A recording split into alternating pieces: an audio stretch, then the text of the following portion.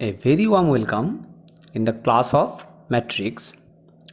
In this class we are going to discuss the rank of matrix. Myself Rupak Bhattacharjee, Assistant Professor, Department of Mathematics, JIS College of Engineering. So let us take the prerequisites of today's class.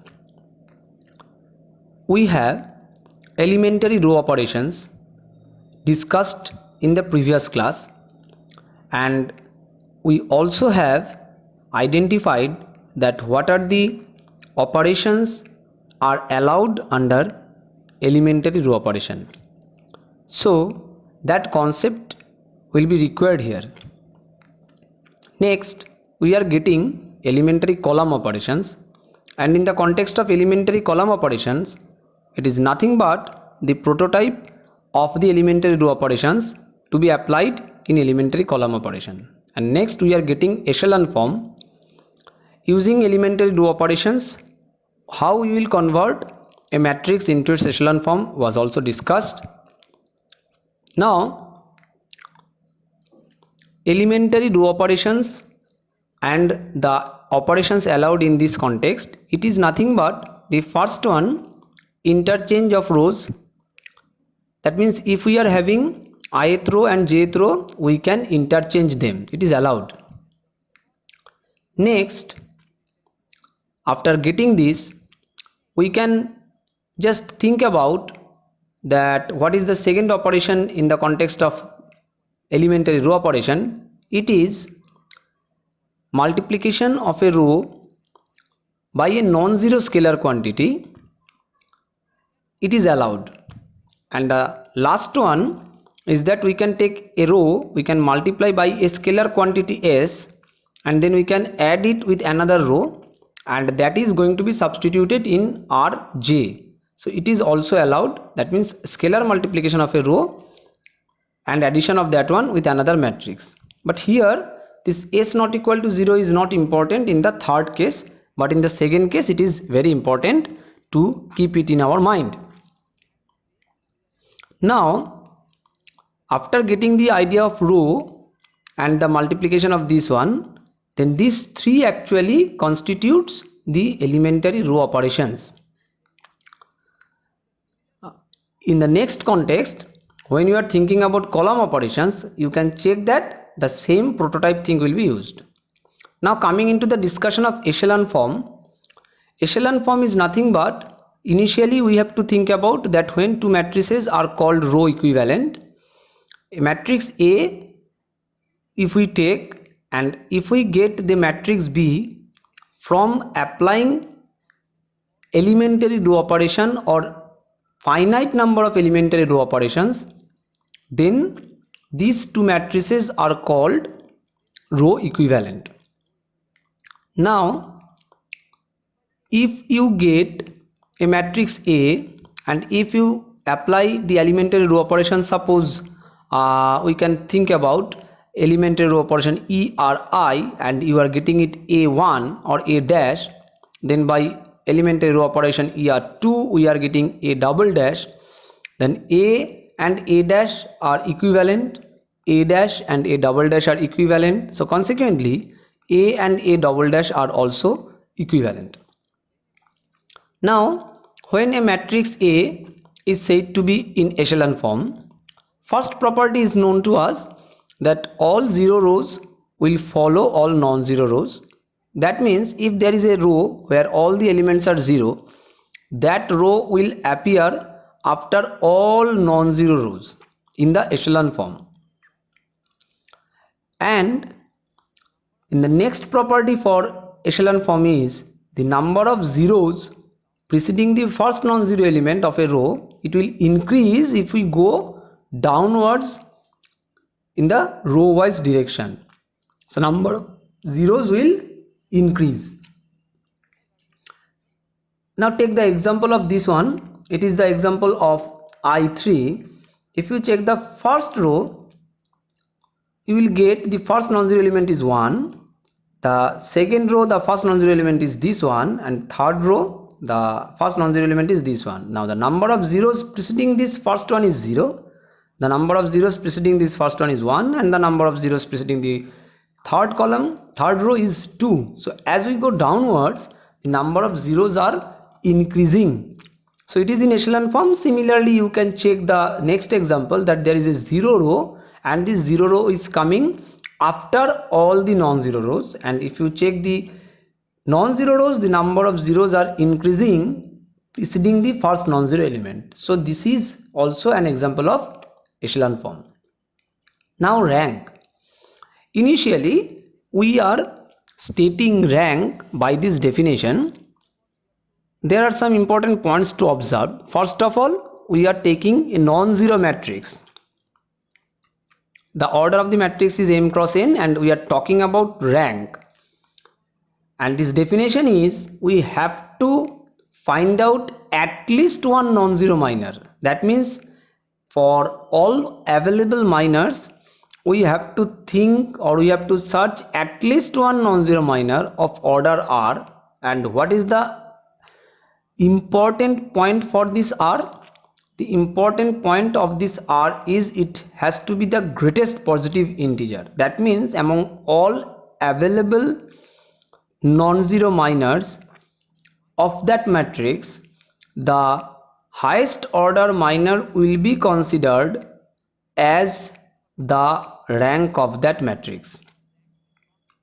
Also, we have to think about, if it is a zero matrix, then what will be the context. But before that, you have to make it clear that what are the steps you have to follow for finding out the rank of a matrix in this context, that means the context of minor. And next we get the rank of a zero matrix A is defined to be 0. That means if all the entries of the matrix is 0, then the rank is going to be considered as 0, because you are not being able to find out any non-zero minor. So if you are trying to find out the definition of rank from this context, you will not get the answer. So from this point of view of rank, we are thinking it this.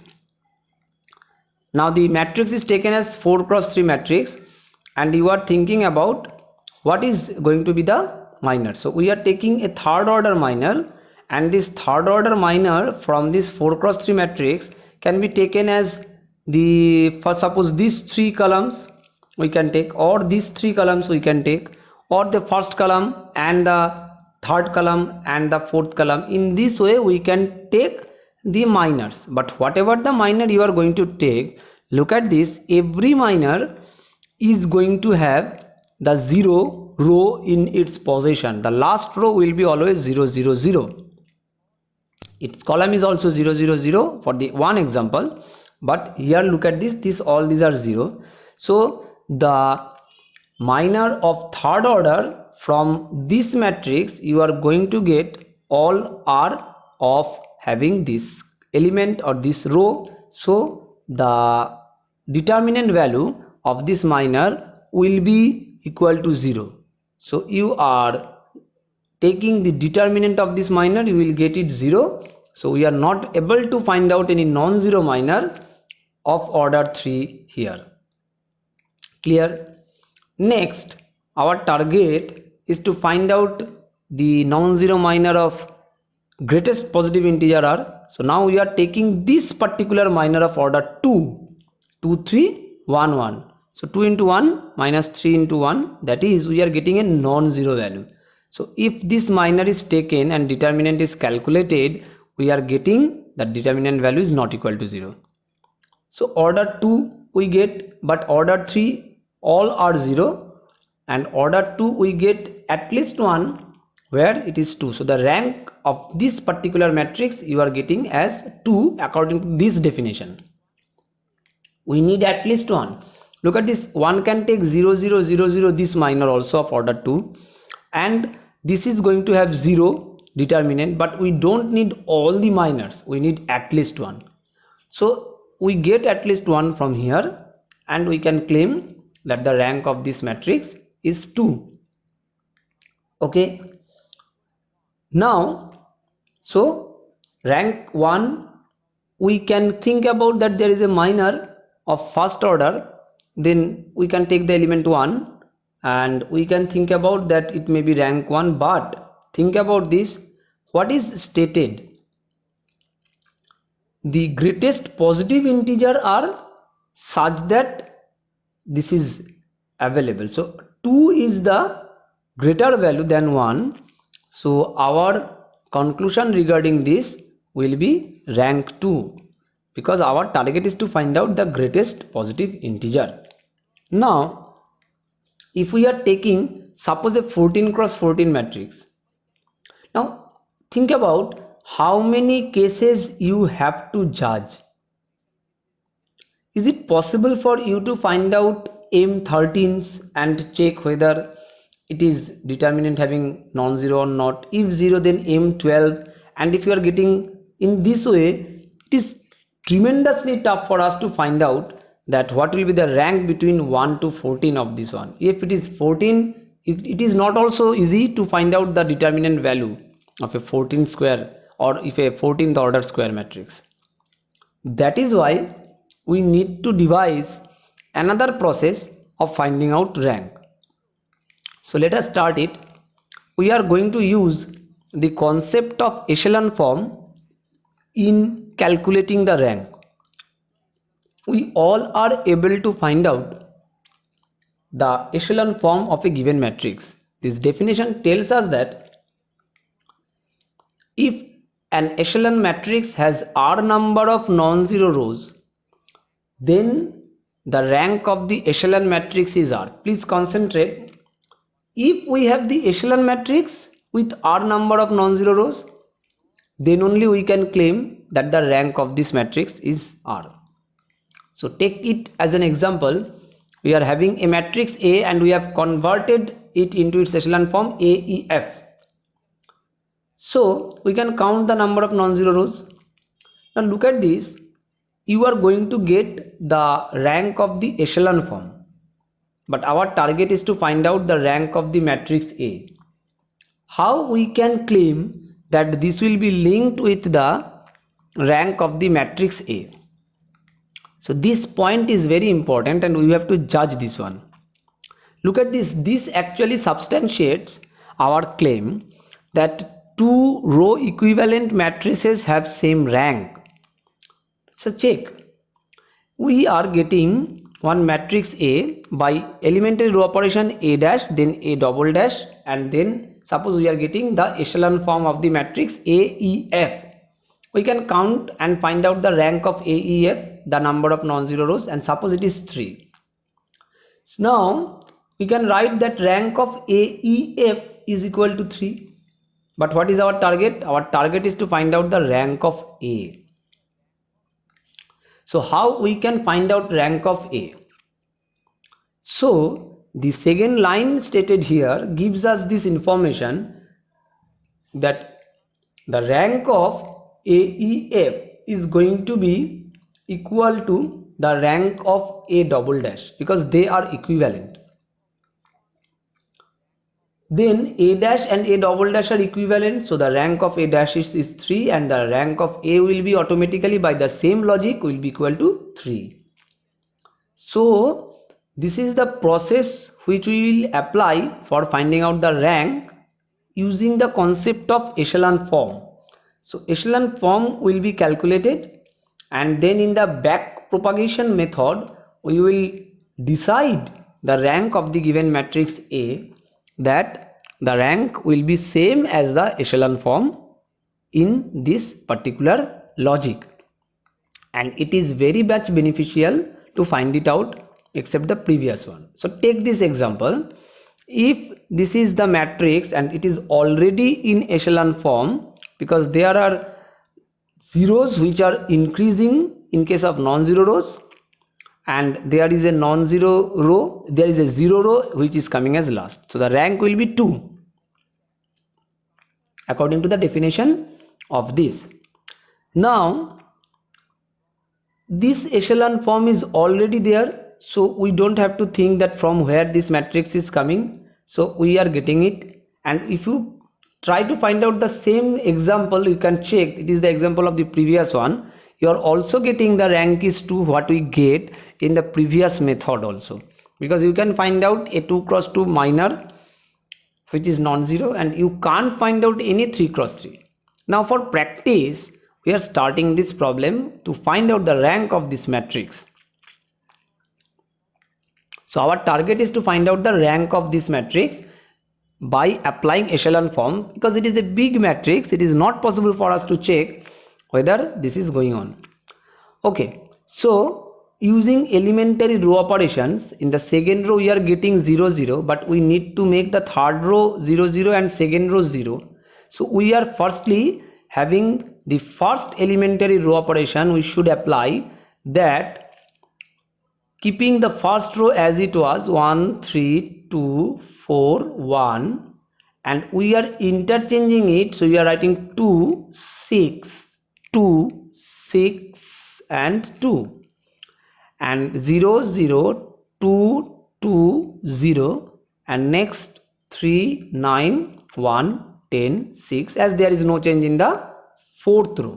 And the elementary row operation we have used, it is R2 3. Next, check, we need to make this 2 equal to 0 because number of zeros has to increase. So obviously, if the first position of the second row is to be changed, we are writing the first row as it was, then our target is to make that change by R2 will go to R2 minus 2 R1 to make it 0. So because 2 minus 2 into 1 is 0, and correspondingly the other changes will be there. So it is 0, then 6 minus 2 into 3. So it is coming as 0, so we have to write it 0. Then 2 minus 2 into 2, that is minus 2. Then 6 minus 2 into 4, that is minus 2. And then 2 minus 2 into 1, that is 2 minus 2, you are getting it again as 0. So we have not changed the third row. Third row will be same as it was, 2 0 0 2 2 0, and the third row is fourth row is also same. Now think about the required elementary row operation for which we can convert it or tend this matrix into echelon form. There will be no change in the first row as well as there will be no change in the second row because we got the requirement satisfied over there. But we need to make the increment in the third row. So the third row is having 0 0 2 2 0. We need to make the third 3 3 position 0. But I think all of you are able to observe that these two rows are nothing but the minus 1 multiplication of each other. So if I want to make the third row equal to 0, my elementary row operation will be R3 goes to R3 plus R2. So it will be coming the 3 3 position 0. Second row will be 0 0 minus 2 0. And third row will be coming as 0 0, then 0 0 0. It is not at all our hand. Now the fourth row is this. It is coming automatically. Now as we get a 0 row, according to the requirement of echelon form, we will swap the third row and fourth row, and our operation will be R3 4. And applying R3 4, we are getting first row is at as it was, so 1 3 2 4 1, then 0 0, second row minus 2 0, and the third row will be coming as 3 9 1 10 and 6, and finally we will get 0 0 0 0 0. So we make it as the 0 rows coming in the last part. But look at the third row. Third row is not at all fulfilled as our requirement is there, because third row in the context we need the number of zeros will be increased, but what we get, the number of zeros has decreased. So we need to make the suitable operation to convert it into its echelon form so that it will be coming as this one. So first our operation will be 3 is there in the first position, so I need R3 goes to R3 minus 3 R1, because of 1 into 3 minus 3 will be 0. And for that, what will be the next cases will be according to the element wise same operation will be implied. First row will be same as it was, 1 3 2 4 1, Second row is also same, 0 0 minus 2 minus 2 0. Now applying this elementary row operation in the third row, we get 0. Then again it is coming as 0 because 9 minus 3 into 3 is 0. Then it is minus 4. Then 10 minus 3 into 4, that is minus 2 will be coming. And then 6 minus 3 into 1, that is again it will be coming as 3. And finally we are getting the fourth row as 0 0 0 0 0. Still it is not in echelon form because the number of zeros has to increase for the second and third, but we get their same. So we need one more step to convert it into its echelon form. And finally the last row will be 0 0 0 0 0. We can write it as, and the first row is there will be no change, 1 3 2 4 1, as well as there will be no change in the second row. Second row will be 0 0 minus 2 minus 2 0. But the third row is requiring one elementary row operation to make this minus 4 0 by the application of minus 2. You can't think for this 2 because if you use this, then the first two zeros will be disrupted. There will be some non-zero terms. So we know that correspondingly we have to use minus 2 for this change of minus 4. Okay, as there will be the application of 0, so no effective change will be seen. So what will be the elementary row operation here? It is R3 goes to R3 minus 2R2 because minus 4 minus of minus 2 into minus 2 will be 0. So it is 0 0 0. Then minus 2 and minus 2 is there. So minus 2 minus into minus 2. So what we get?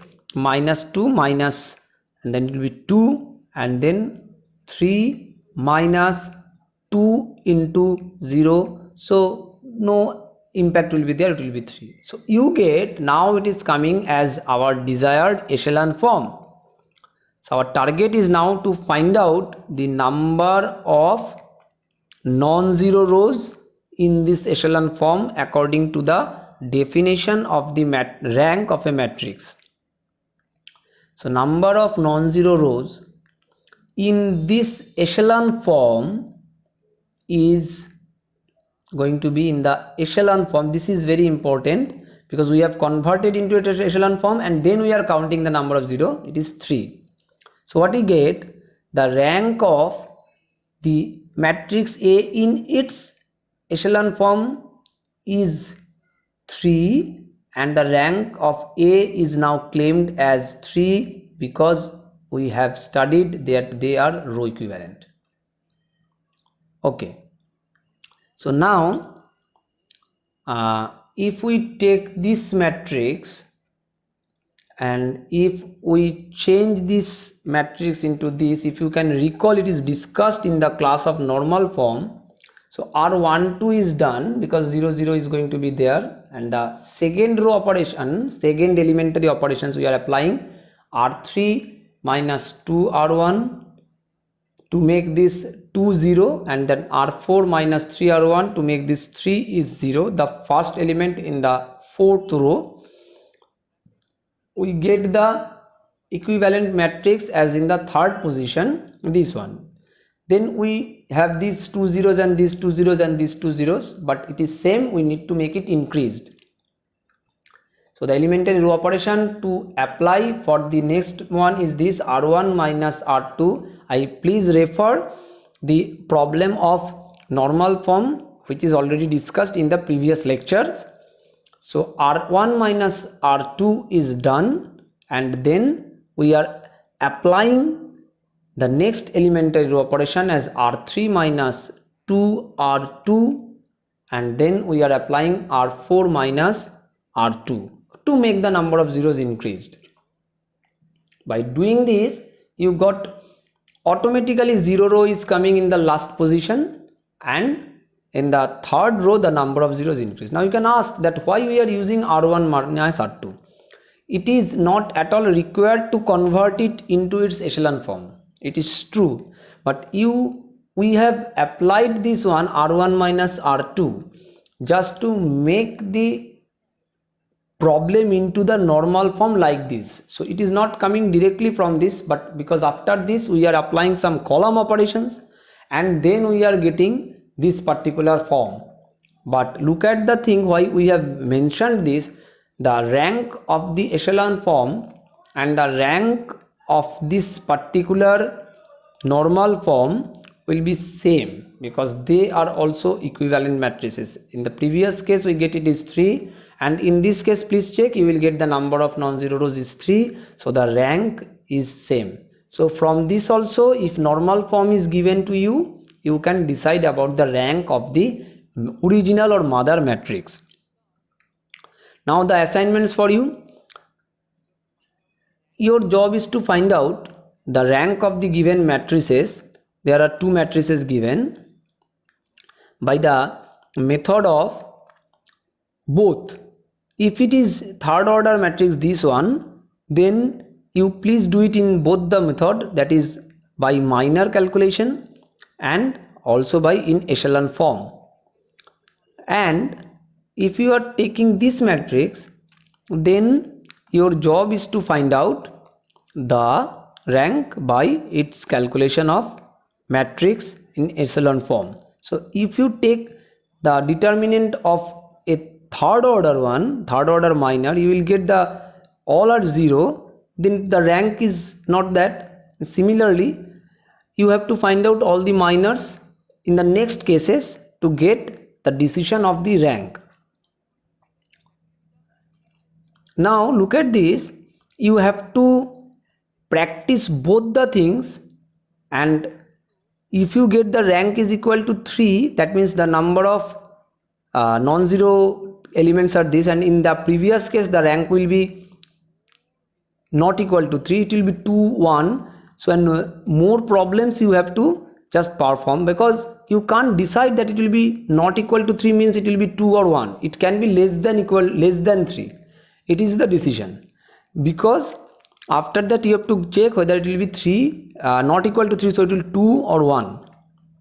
Okay, now actually your job is to find out the rank by solution, and we are trying to show you in the next class that where we are going to apply this rank, it will be applied for this. Now these are the references we have used to construct this lecture, and I thanking you all, and I am trying to show you that please concentrate on this picture and try to find out what mathematical discussion it is actually showing. So happy listening, happy learning.